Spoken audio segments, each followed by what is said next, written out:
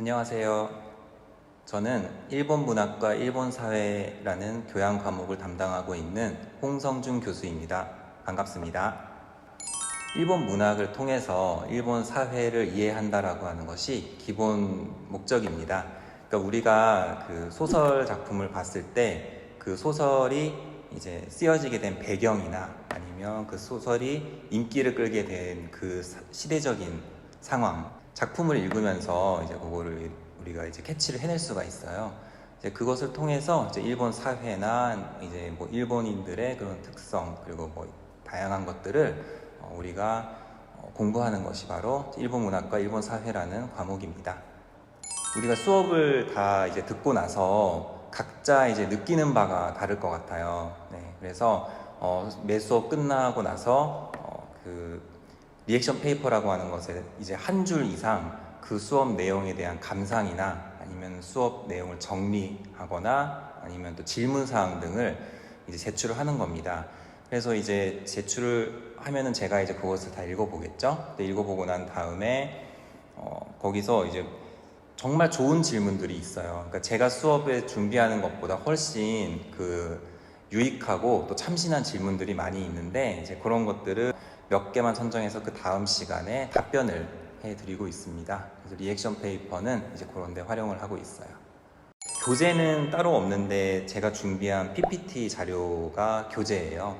그래서 그 교재에서 제가 이제 수업 시간에 좀 강조하는 부분들이 있어요. 그래서 그런 강조하는 거를 이제 수업 들으면서 잘 캐치를 해서 메모를 해 놓는다면 중간고사랑 기말고사 공부하는데 큰 어려움은 없을 것 같습니다. 그래서 저는 길게 서술 형식으로 쓰는 것보다는 그래도 좀 짧지만 간단하게 약수를 한다거나 아니면 단답형으로 답을 쓰거나 하는 것을 좀 선호하는 편이고요.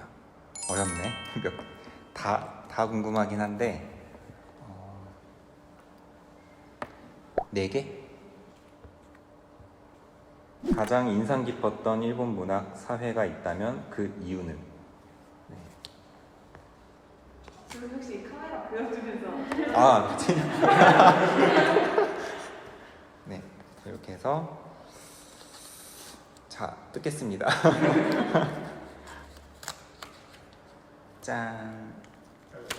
시험 다음 주에 보여주셨던 애니메이션을 너무 인상 깊게 봤어요. 가구야 공주의 이야기를 사실 수업으로 처음 알게 되었는데 일본 문학에 한 발자국 다가가는 제일 큰 계기가 된 것 같습니다.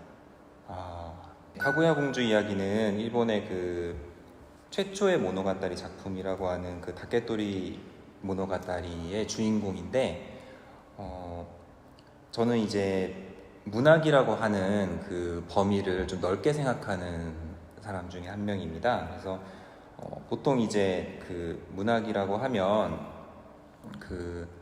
인간의 그런 감정이나 사상 따위를 이렇게 언어로 표현한 종합 예술이다 이렇게 얘기를 하는데 과거에는 우리가 책밖에 없었으니까 그거를 이제 책으로 문학 작품을 접했었죠. 근데 이제 현재는 다양한 매체가 생겼으니까 거기에 이제 영화나 드라마, 애니메이션으로 나오고 있는데 이 가구야 공주 이야기라고 하는 것이 이제 지브리 스튜디오에서 나온 애니메이션인데 이게 원작에 충실하면서 되게 재미있는 내용으로 구성이 되어 있습니다. 그래서 이제 학생들에게 이제 보여줬는데 이게 되게 인상적이었나 봐요. 8번. 이 과목은 꿀 교양이 맞다, 아니다? 맞다고 생각합니다.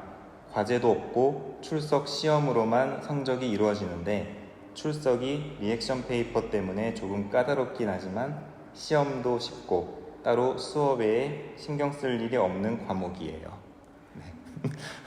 네. 그러니까 이제 부담 없이 들을 수 있다는 그런 차원에서 되게 꿀 교양이라고 말씀을 해주신 것 같아요.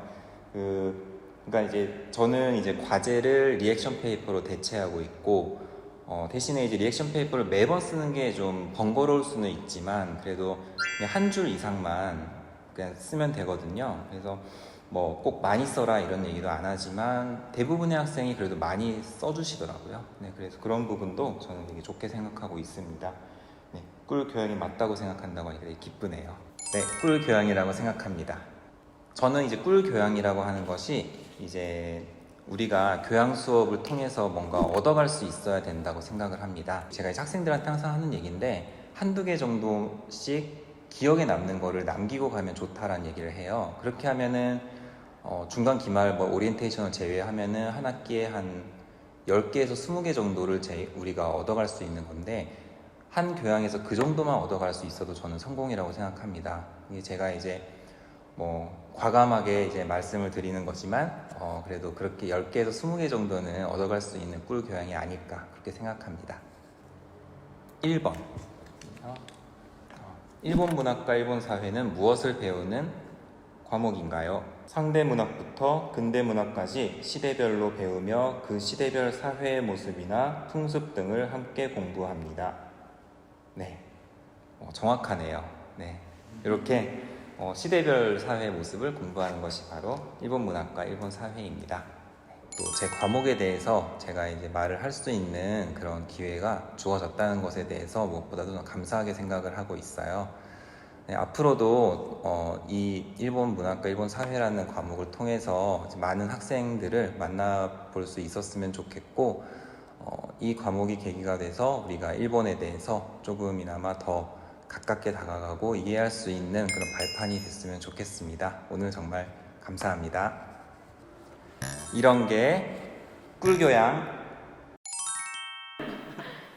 다 봐도 되는 거죠? 네. 이거 궁금하네. 좋은 점수를 받는 꿀팁. 그쵸. 내용을 모두 암기하면 100점 가능합니다. 네. 이렇게 해서 이제 하나씩 떼는 거예요. 네. 맞아요. 일본은 이런 식이 많은데, 일본에서 이렇게 진짜요? 이렇게 종이 떼는 거. 얘는 완전 맞춤형. 오히려 좋은데요? 되게 익숙해서 좋아요.